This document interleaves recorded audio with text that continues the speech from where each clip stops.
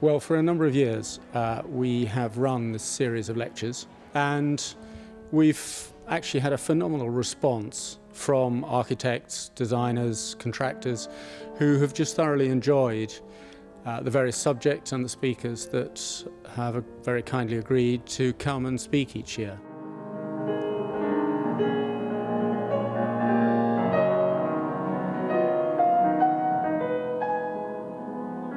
I particularly enjoyed the fact that we were talking about the room we were in, and we were talking about the acoustics of the room we were in, which were then varied with a practical demonstration and a performance. It was a fantastic finale to a very informed, open discussion.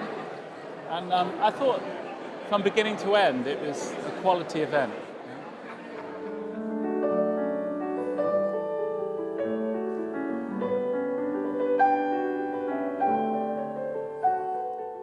I always wanted to build an office building with arts in it, and that would be music and also visual arts. We saw good halls and not so good halls, and we measured how wide the seats were, and we measured the acoustic, and we measured the sight line, checked the sight line. So we looked at lots of different halls, and this is unlike any of them individually, but there are bits of it which you can see. There are sort of reflections of the things that everyone should stand on giant shoulders. So that was our policy, really. There was a timed series of slides going on in the background, telling you about the visual aspects of the project, but without any commentary. And then the sort of free-form flow of discussion.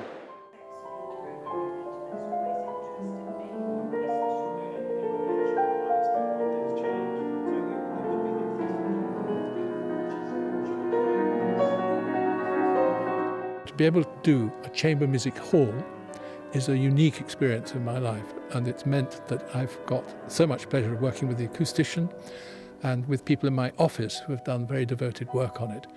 And of course then the special thing is to come to a concert and to hear the bloom on the sound, which we'll hear during this talk. When you change from an absorbent sound to a more resonant sound, the quality of the sounds changes, and they lengthen, and they have a kind of richness, which is a very special thing to experience.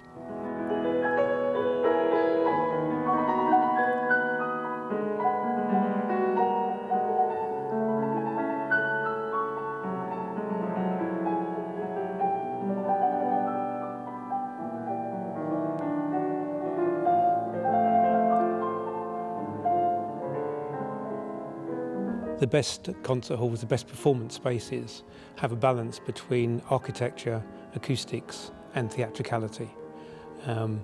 You have some halls where they're wonderful architecture but the acoustics aren't so good, and there are other halls where there's a great acoustics but maybe it doesn't look so nice. So the most successful halls are ones where this balance has been achieved.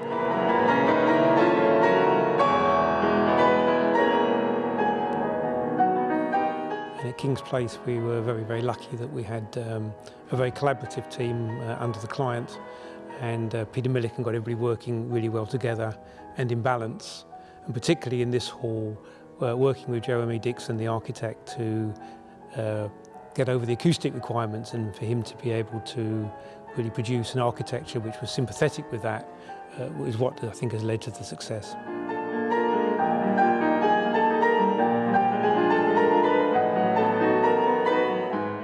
Wonderfully orchestrated and very much captured the DNA of the project, of the participants. I don't actually know Rob well, but I know Jeremy and Peter very well, and they both are so open-minded and curious and self-confident to the point that they don't have to believe in their own rightness. So they really do want to know what you think, and they would listen to what you think. It's not brain surgery, it's just simple looking after people and finding nice people, I think. So I think this evening has been a wonderful experience, actually, of people coming together, enjoying this building, and really appreciating everything that's gone into it.